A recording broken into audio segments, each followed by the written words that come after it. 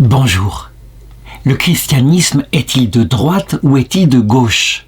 C'est une question bizarre, mais la vraie question qu'on doit se poser, c'est le Christ. Était-il de droite ou était-il de gauche? Si on réduit la droite, par exemple, à un désir d'ordre, de discipline, d'autorité, et la gauche à un désir de liberté, de spontanéité, on aurait tendance dans un premier temps à se dire que peut-être le Christ, opposé aux pharisiens, qui eux étaient rigides, eh bien, à son époque, il était plutôt de gauche. Mais la réalité, lorsqu'on regarde la totalité du message du Christ, on le voit bien. Il n'est ni de droite ni de gauche, mais il prend dans ce qui est l'ordre, la vérité dont il témoigne, ce qui doit être pris, et il exalte la vérité, mais il ne le fait jamais en l'opposant à l'amour des personnes, loin de là. Il le dit, la loi, toute la loi, sans exception, sera accomplie.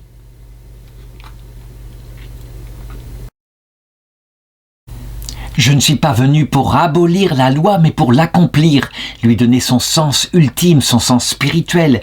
Et ce sens spirituel, eh bien, c'est un amour poussé jusqu'à l'oubli de soi-même. Bref, si l'on voulait caractériser le message du Christ, ce serait ce que dit à un moment donné le psaume 85, 11. Amour et vérité se rencontrent. Justice et paix s'embrassent. Certains se sont donc demandé, ça voulait dire que s'il y a dans le Christ de la droite et de la gauche, c'est que le Christ est plutôt centriste. Le centrisme, c'est une sorte d'eau tiède, c'est-à-dire que, eh bien, on prend un peu de droite, un peu d'ordre, on prend un peu de gauche, un peu de liberté, et on essaye d'établir ainsi le meilleur monde possible.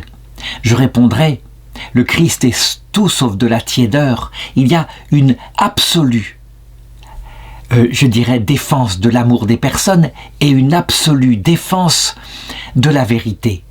On pourrait dire que le christianisme se greffe un peu sur ce schéma très ancien des deux témoins tel qu'il a été créé par une très ancienne religion qu'on appelait le taoïsme et qui montrait que dans l'homme et dans la femme, il y avait une complémentarité, qu'il ne fallait jamais séparer ce que Dieu ainsi avait créé. On le voit, c'est le schéma du yin et du yang. Certains ont pu reprocher à cette image de ne pas être chrétienne, mais la grâce de Dieu, elle se fonde sur la nature. C'est la nature qu'elle vient, je dirais, anoblir. Et la nature a été créée par Dieu. Or, il y a là un schéma qui révèle le plus ce qu'il y a, je dirais, d'intime à la nature humaine. Hommes et femmes, il les fit complémentaires. Et c'est cette union qui fait l'image de Dieu. Je voudrais donc raconter la vie d'un homme qui, me semble-t-il, a vécu de cette séparation injuste entre des valeurs que pourtant il défendait, mais qui a été rétablie, qui a été réhabilitée après sa mort. Il s'agit du bienheureux cardinal Andrea Carlo Ferrari, qui fut, à un moment donné, archevêque de Milan, mais qui vécut, à un moment donné, une épreuve terrible qui fit qu'il garda le silence pendant des années. Et cette épreuve porte très exactement sur ce que je viens de raconter au début de cette vidéo.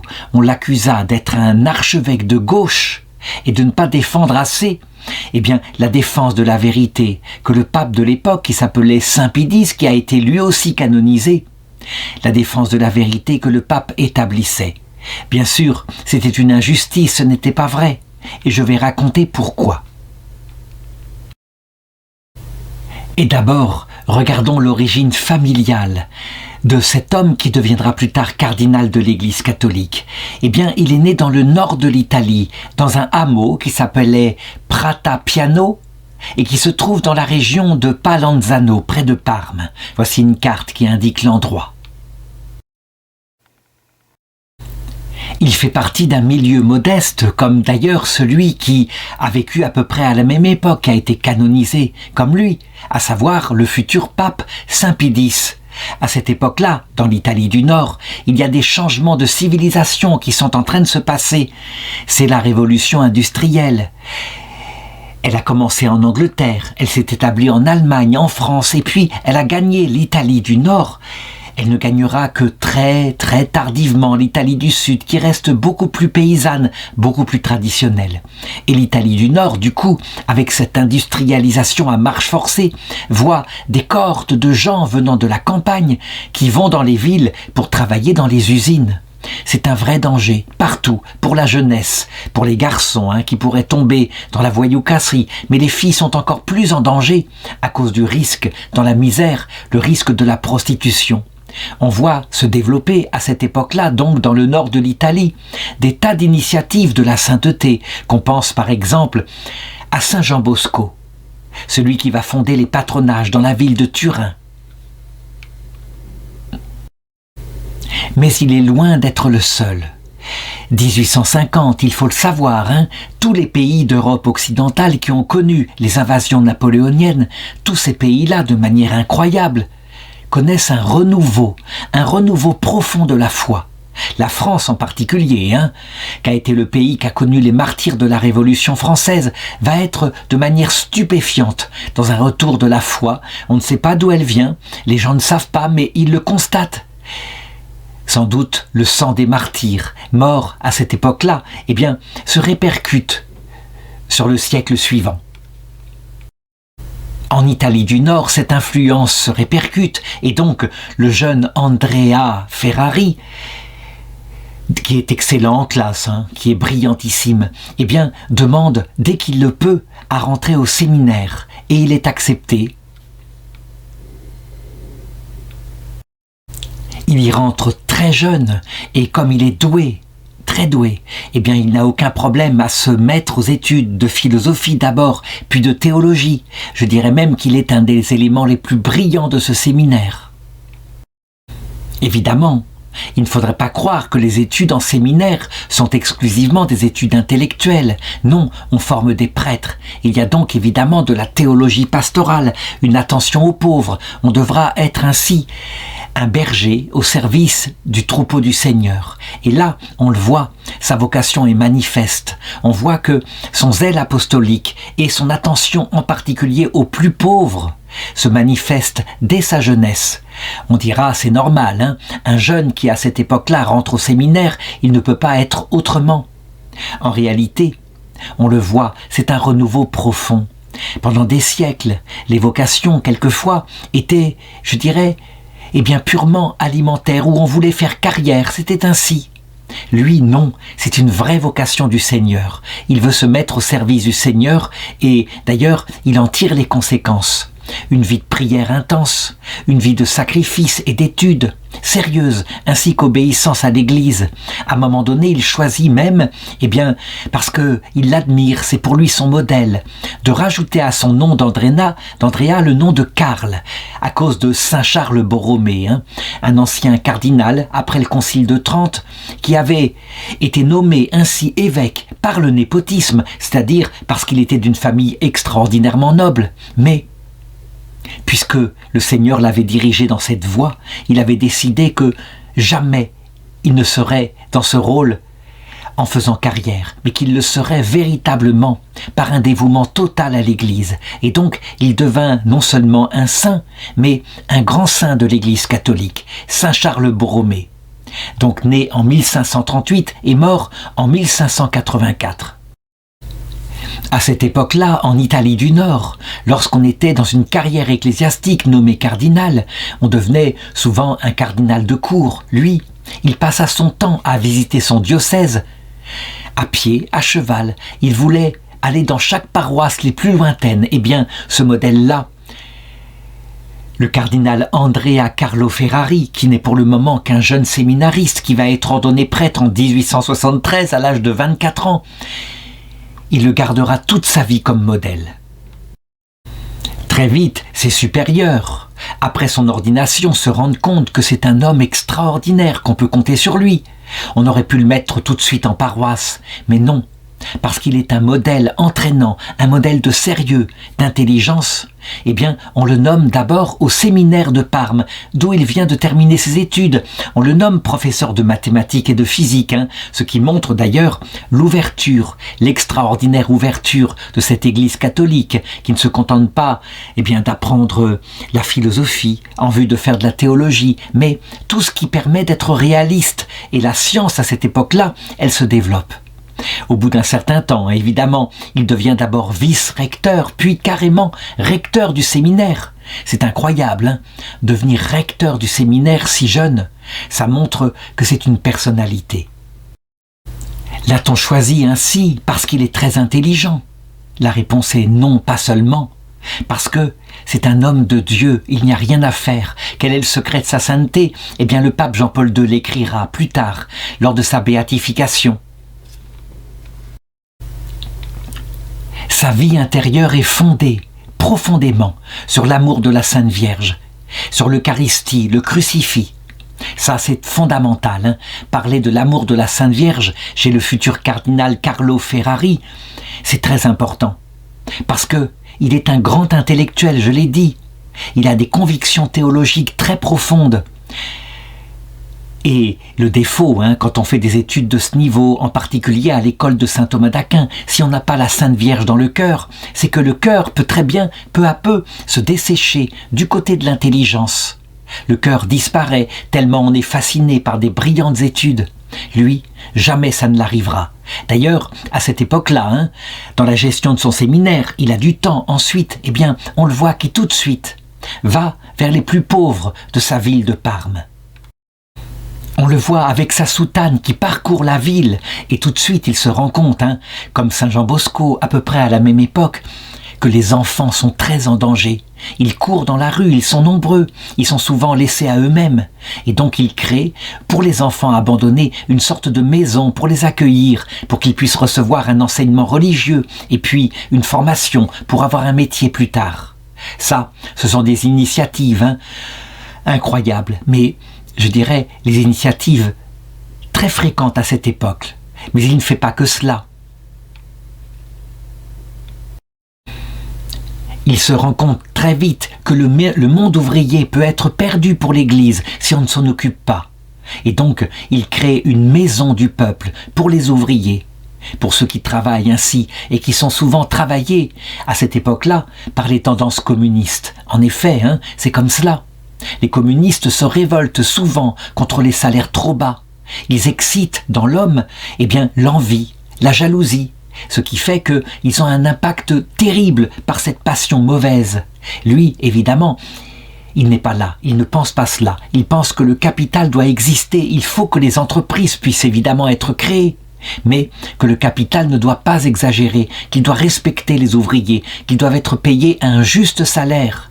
Déjà, on le voit, il y a une sorte de sens de ce qu'on appellera plus tard la doctrine sociale de l'Église. Mais je vais en reparler tout à l'heure, puisque ça va intervenir dans sa vie. En effet, à cette époque-là, sur le trône de Saint-Pierre, il y a un pape tout à fait particulier. Un pape qui va être considéré à son époque comme un pape de gauche. Peut-être même, certains le diront, à cause de l'encyclique qu'il est en train de préparer, qui s'appelle Rerum Novarum. Il va être considéré par certains comme un pape rouge, communiste tout simplement. En réalité, il est loin d'être communiste, mais il a pris conscience que, depuis que les choses nouvelles sont arrivées ainsi sur l'Europe occidentale, avec l'invention de la machine à vapeur et tout ce qu'en est sorti, la révolution industrielle, il faut absolument repenser, mais en connaissant la nature humaine, il faut repenser les relations économiques. On dira, mais en quoi cela concerne-t-il le pape? En fait, il faut le comprendre. Je l'ai dit tout à l'heure, la nature humaine a été créée par Dieu, et la grâce révélée par Jésus-Christ vient s'inscrire sur la nature humaine. Donc, il y a une connaissance profonde de la nature humaine chez les prêtres. Ils le font non seulement par leurs études de philosophie, mais ils la connaissent bien plus profondément par le fait qu'elle aspire, cette nature humaine, pas seulement à bien vivre, à bien manger, à voir ce qu'il faut matériellement, mais il y a une aspiration à l'infini. Donc, c'est une connaissance bien plus riche que celle que donne le marxisme. Le marxisme peut dénoncer, par exemple, certaines choses vraies, comme par exemple l'exploitation éhontée par les patrons capitalistes du monde ouvrier, qui est laissé en pleine faiblesse, puisqu'il n'a pas d'organisation pour s'unir, ce monde ouvrier, et pour résister au poids du commerce, au poids de l'offre et de la demande. La chute des salaires à cette époque-là vient du fait que certains ont élaboré une théorie comme quoi c'est l'offre et la demande seulement qui doit présider au paiement des ouvriers. Le pape, évidemment, avec un regard acéré, très profond, comprend que ce n'est pas vrai, que ça ne peut pas vivre comme cela, qu'il faut certes respecter la loi de l'offre et de la demande, mais que l'homme est bien plus que cela, qu'il faut que l'homme, par son travail, ait un salaire, je dirais, raisonnable, où il puisse vivre dignement. Bref, le pape Léon XIII est en train de préparer une encyclique profonde, une encyclique extraordinaire, qui à l'époque va faire du bruit dans les milieux catholiques, qui souvent sont du côté des patrons, plutôt. Mais une encyclique qui va, je dirais, féconder tout le XXe siècle. Elle s'appelle Rerum Novarum, chose nouvelle. Et il commence ainsi, il commence par rappeler que l'âme humaine a besoin du Christ, que sans le Christ, notre vie est insensée, que c'est la sagesse que donne le Christ qui explique pourquoi nous sommes sur terre, qui permet de comprendre tout. Et ceci étant dit, alors il donne son explication sur le monde humain qui doit être créé à cause de l'amour du Christ, bien sûr, puisqu'il parle en tant que pape. Et donc ce monde humain est établi autour de relations équilibrées pour que tout le monde, dans le bien commun, puisse profiter de la révolution industrielle. Il n'est pas contre le capital, il le dit, c'est le moteur de la croissance économique. Il faut respecter le capital, il ne faut pas trop le surcharger. Mais attention, les ouvriers, je l'ai dit, doivent être protégés et pour cela, ils doivent être autorisés à créer des syndicats, à s'unir pour peser au cas où le capital, qui est une force brute, c'est la force de la convoitise, le capital, de l'argent, au cas où le capital se montrerait impitoyable. Évidemment, le monde ouvrier lui-même pourrait avoir tendance de pousser les feux trop loin, au point de vouloir étouffer le capital et donc la croissance. Voilà pourquoi au-dessus, il y a l'État qui doit gérer pour le bien commun l'équilibre entre les syndicats qui pèsent et le capital. L'État doit redistribuer, créer des œuvres sociales, bref, on peut le dire. Le pape Léon XIII envisage le monde, et ça se passe en 1890, le monde tel qu'il sera au XXe siècle. Sauf que, au XXe siècle, on en verra balader le début de son encyclique, le Christ, pour ne créer qu'un monde autour de ce qu'il donne comme solution par la suite, des solutions de bon sens équilibrées. On créera donc un monde européen, occidental, extrêmement riche, matériellement, comme jamais dans l'histoire du monde, et désespéré. Comme l'avait prédit le pape Léon XIII, un monde où l'âme entre en famine. L'homme ne vit pas seulement de pain, avait dit Jésus, mais de toute parole qui sort de la bouche de Dieu. Comme le pape Léon XIII prépare cela et qu'il repère ainsi ce jeune prêtre dans le nord de l'Italie, si dévoué, qui semble partager les mêmes idées parce qu'il en parle.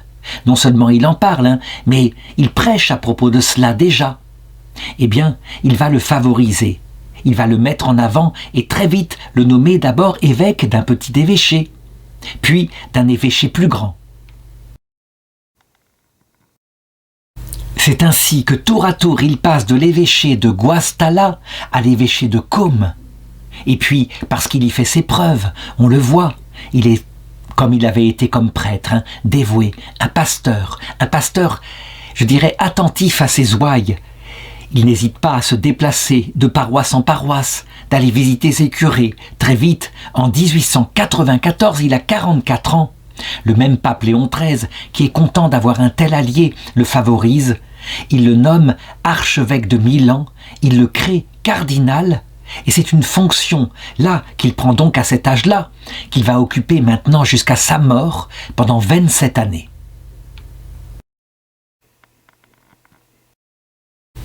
Le titre de cardinal, évidemment, est un titre honorifique. Il date des débuts de l'Église.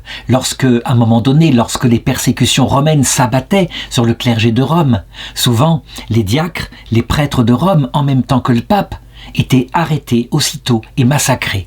Ce qui veut dire que, à cette époque-là, quand on acceptait d'être ordonné diacre au service de l'Église, on était quasiment sûr du martyre. Quand la persécution allait reprendre, c'était ainsi. Donc, par la suite, le titre resta en souvenir de cela. Et donc, il y a des cardinals diacres, des cardinaux prêtres, des cardinaux évêques, selon qu'ils sont autour de Rome pour servir le pape, prêts à donner leur vie. Ils portent un vêtement rouge pour signifier le sang du martyr qui est possible. Évidemment, ce titre honorifique, à un moment donné, a perdu son rôle, son danger du martyr, et donc est devenu plutôt une manière d'être glorifié. Mais le pape Léon XIII, en ce qui concerne le cardinal Andrea Carlo Ferrari, il vise évidemment de mettre en avant sa spiritualité pour servir de modèle à tous les autres évêques en Italie. Le pape Léon XIII a en effet besoin de modèles, je dirais de soutien pour sa politique sociale, qui est évidemment aussi associée à l'amour de la vérité. Or, il s'avère que le cardinal Ferrari est de la même engeance. C'est un défenseur de la vérité, fidèle profondément au dogme, et c'est un défenseur des pauvres.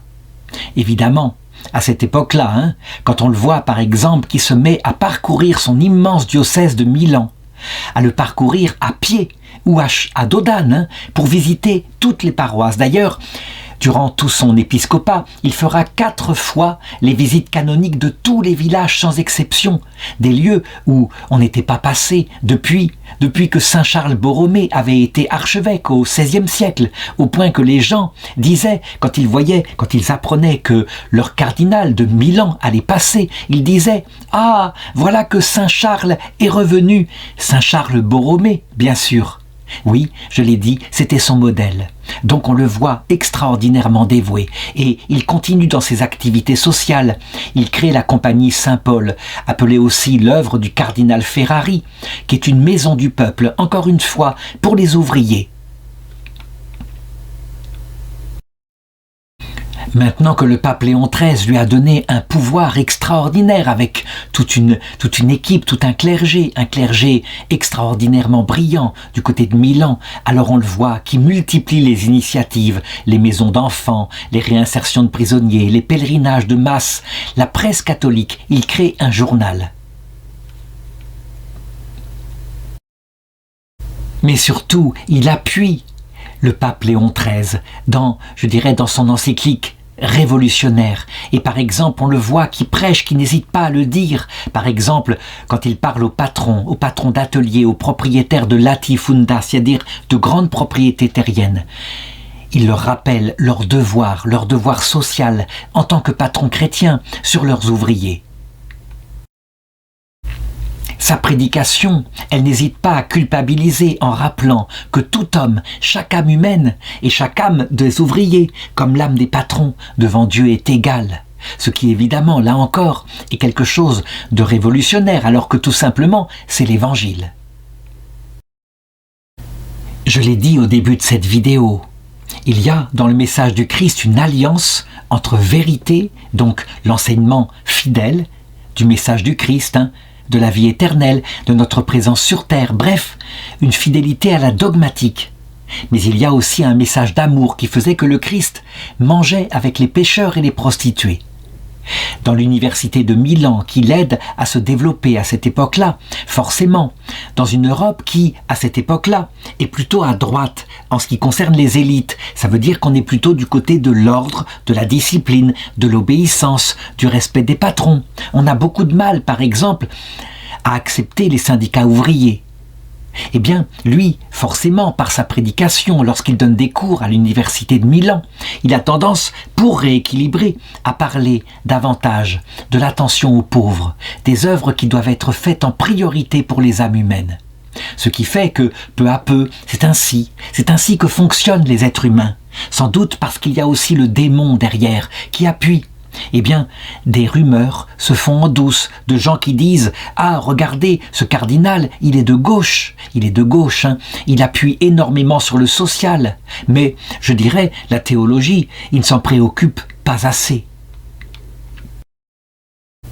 Car en effet, il faut bien le comprendre. Les hommes, nous, humains, nous sommes faits de chair, hein, je l'ai dit. Il y a en nous un désir d'ordre et un désir de liberté. Mais c'est les deux ensemble, je l'ai dit aussi tout à l'heure.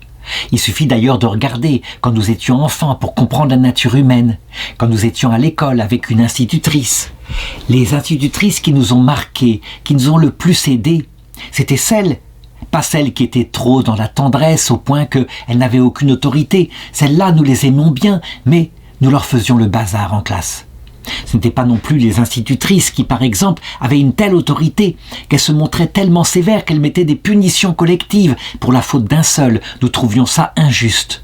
Non, mais quand il y avait l'autorité et en même temps un vrai amour pour les élèves, alors nous admirions. Ça correspondait tout simplement à la nature humaine.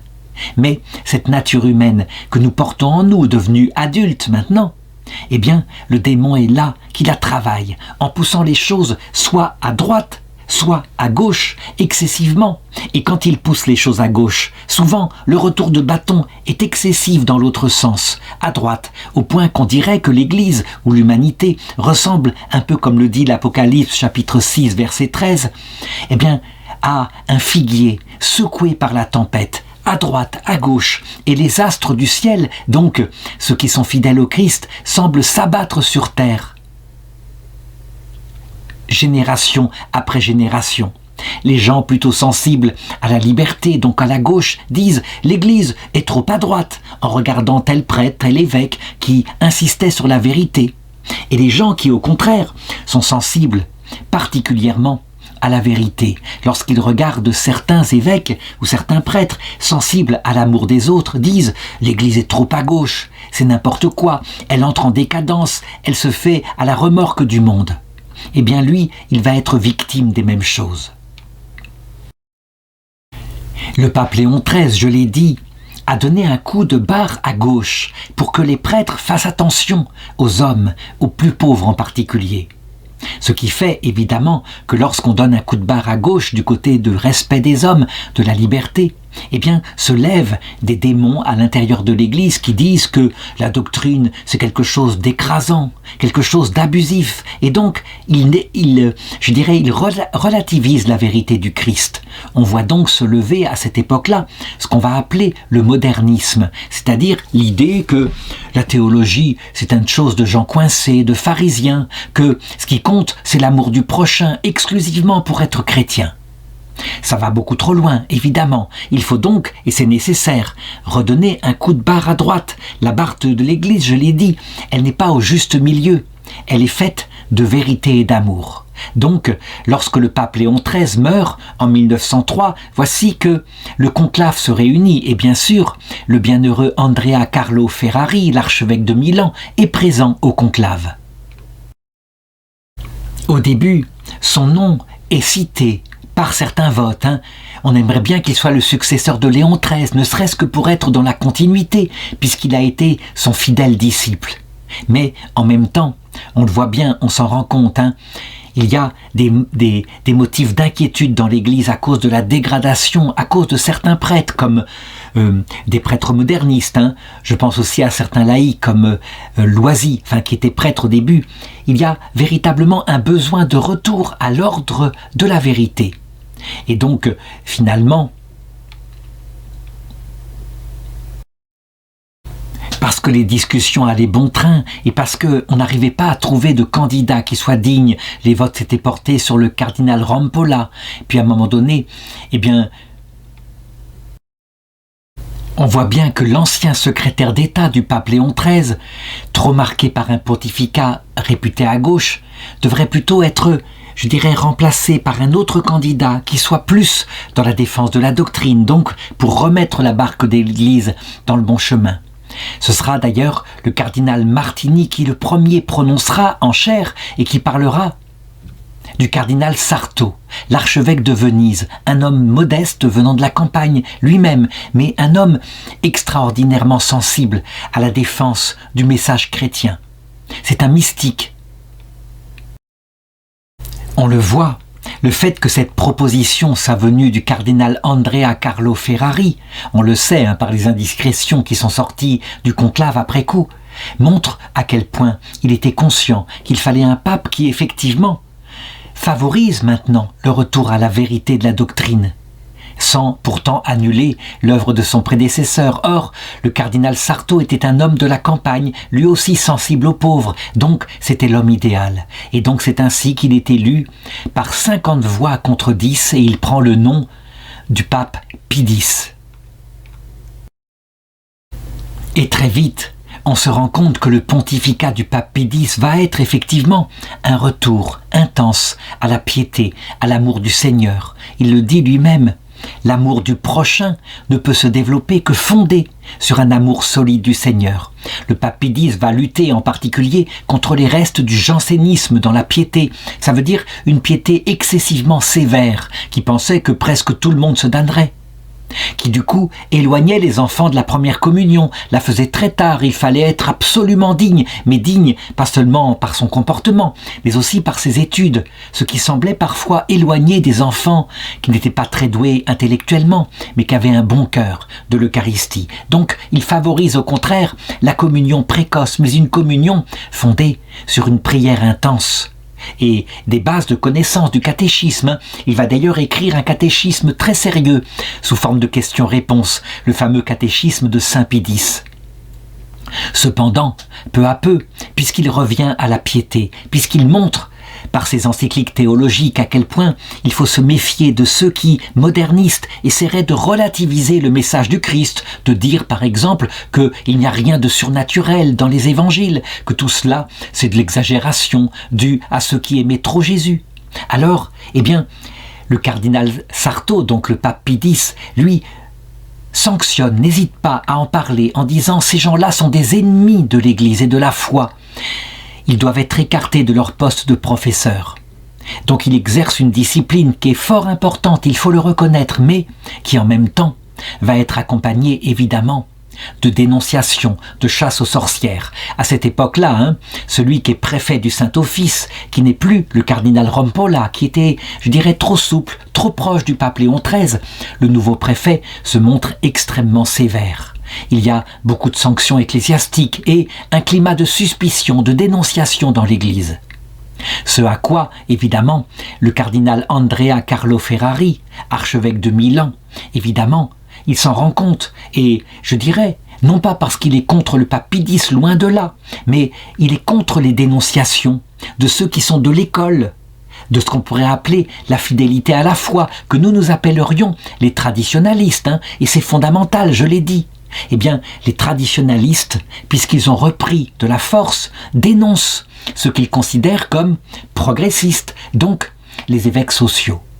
Et à un moment donné, donc, en sermon, le cardinal Ferrari n'hésite pas à parler ainsi.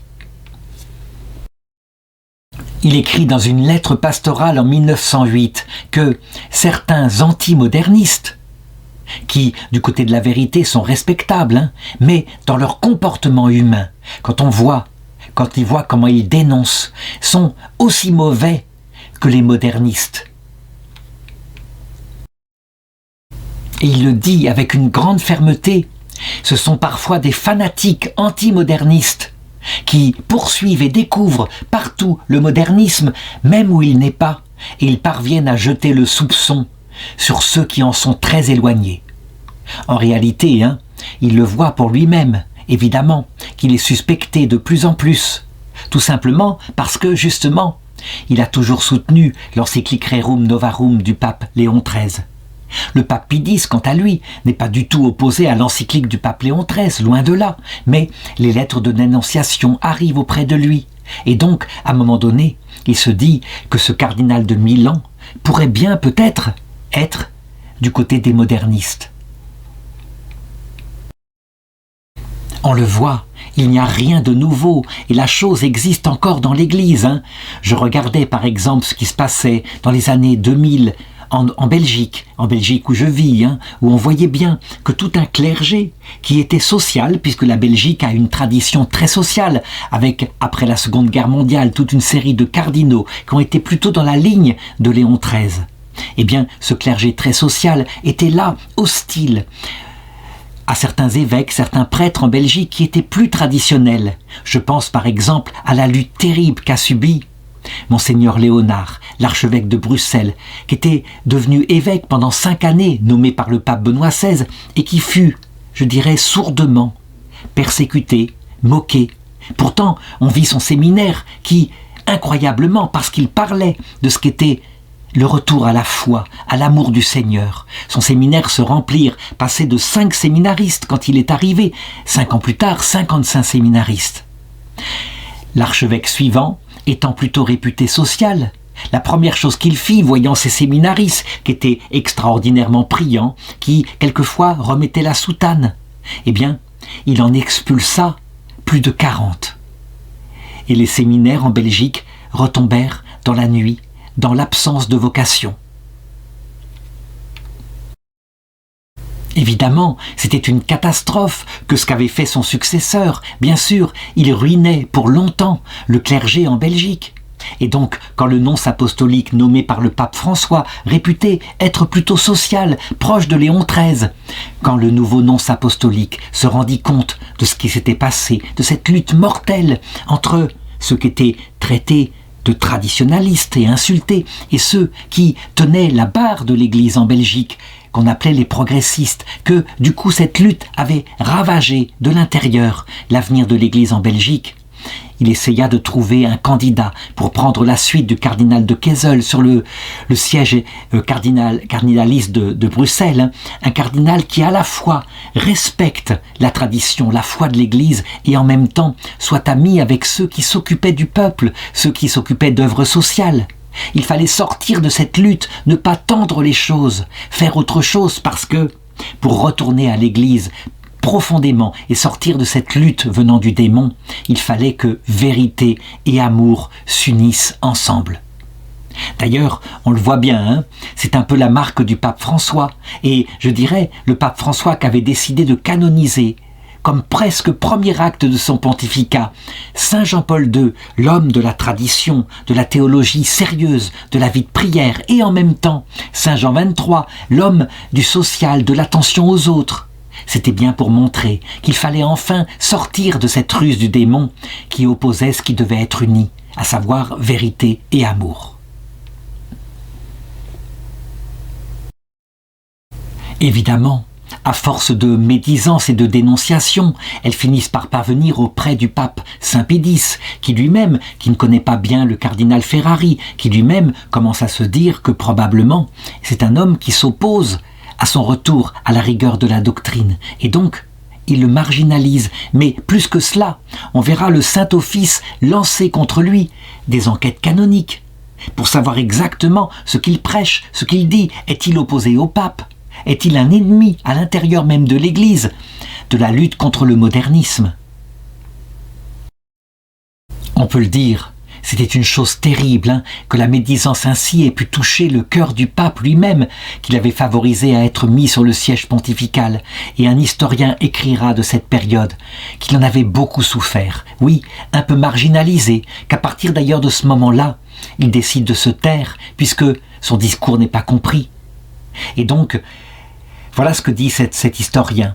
Il arriva donc que le saint cardinal eut beaucoup à souffrir, non seulement pour l'Église, mais venant de l'Église elle-même, de l'intérieur de l'Église, et précisément du pape Saint Pédis lui-même. Le pire, c'est que ce doute que le pape avait contre lui, eh bien ce sentiment mauvais se répandit et atteignit même Milan, où de vive voix, certains membres du clergé de Milan et des laïcs, pour démontrer qu'ils étaient amoureux du pape, ont retiré leur confiance, leur soutien à leur archevêque, le laissant marginalisé, ne travaillant plus à ses œuvres qui évidemment étaient toujours centrées sur l'attention aux plus pauvres. Lorsque nous serons de l'autre côté de cette vie, nous verrons à quel point, entre progressistes qui s'occupaient plutôt de charité fraternelle et traditionnalistes qui s'occupaient plutôt de l'amour de Dieu, à quel point nous avons été manipulés par celui qui tire les ficelles du mal, à savoir le démon, et que nous aurions dû être unis, que jamais nous n'aurions dû nous diviser. Toujours est-il que le pape Saint Pidis lui-même, qui n'était qu'un homme fragile, mais qui était un saint, reconnu vers la fin de sa vie, à quel point on l'avait mal informé sur le cardinal Ferrari. D'ailleurs, le pape suivant, le pape Benoît XV, qui lui essaiera aussi, peut-être parce que la doctrine avait été bien rétablie par le pape Pidis, de retourner à l'amour du prochain, qui se battra comme il le peut contre la guerre 14, en la condamnant, en suppliant l'Europe de revenir à la paix. Le pape Benoît XV, évidemment, rendra toute sa faveur au cardinal Ferrari, qui d'ailleurs passera toute la guerre 14, voyant les souffrances de l'Italie, à s'occuper des pauvres. Toute cette histoire de l'Église est faite d'hommes, et pour bien voir à quel point, justement, je parlais tout à l'heure du pape Jean XXIII, c'est à cette époque-là que un certain Angelo Roncalli, le futur pape Jean XXIII, fit le séminaire là-bas, et qu'il fut ordonné prêtre.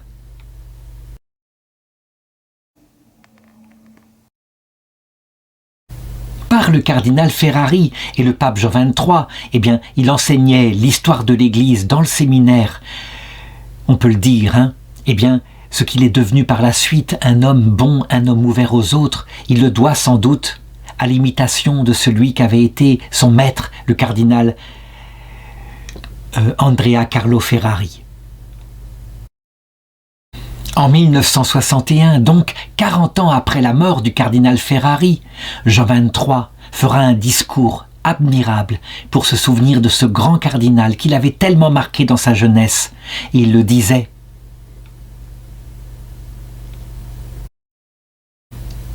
Le cardinal Ferrari, lui, avec une petite équipe, et à partir de l'impulsion de son âme, de son sacerdoce, lui, qui était un pontife et un maître de la ville de Milan, de la plus haute spiritualisée, qui était attaché à la croix, qui souffrait de la part de l'Église, mais qui servait l'Église, sortant de sa plume, sortant de son action, est née l'université catholique de Milan.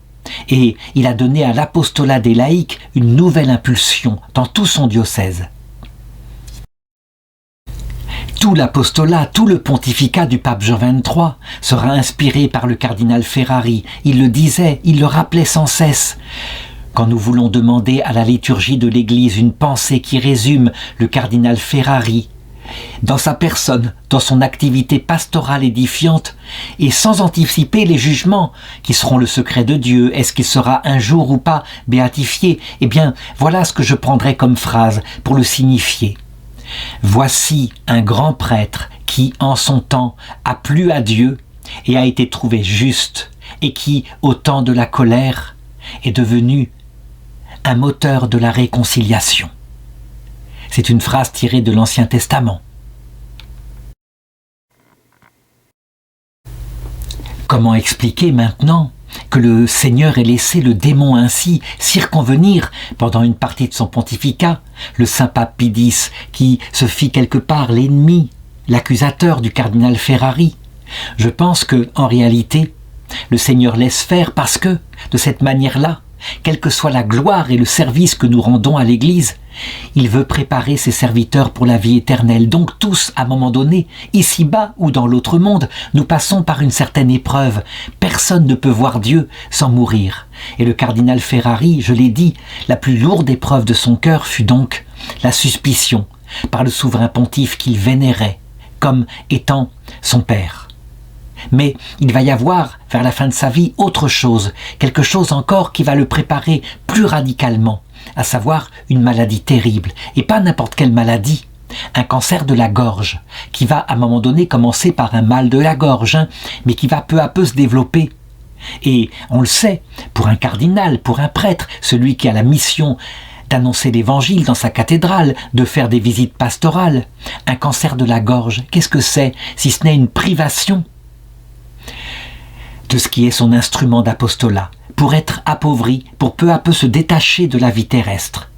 La mort et la lente agonie du cardinal Ferrari va être terrible et on le voit ainsi avec des photos sur son lit de douleur qui n'hésite pas, comme il le peut, un peu à l'image du pape Jean-Paul II, qui d'ailleurs le béatifiera lorsqu'il fut atteint de la maladie de Parkinson, eh bien, qui n'hésite pas à bénir depuis son lit dans de terribles souffrances, dans cette époque, vers les années 1920-1921, où on n'a pas encore les mêmes médicaments qu'à notre époque. Il faut bien se rendre compte de ce que va être sa souffrance, un peu, comme il le disait, un peu comme le tremplin qui lui permettait de se diriger vers la vie éternelle, un peu comme le sacrement de l'extrême onction, cette maladie qui le détachait de tout ce qu'il avait pu aimer sur la terre.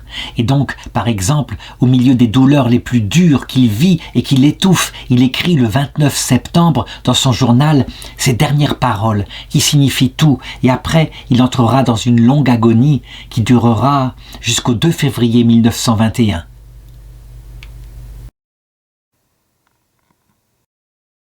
Il écrit donc « Que la volonté de Dieu soit faite toujours et partout ».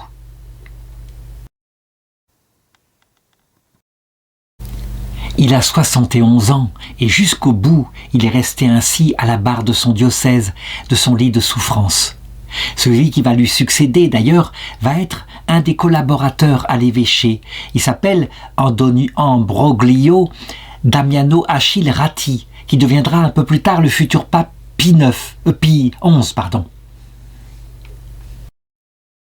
Et c'est étonnant parce que là aussi, il y avait comme une descendance spirituelle, puisque le futur cardinal Achille Ratti, archevêque de Milan, successeur du cardinal Ferrari, s'était intéressé énormément, durant les activités qu'il avait eues dans les bureaux, à la vie de saint Ambroise de Milan, le premier archevêque du IVe siècle, et puis à celle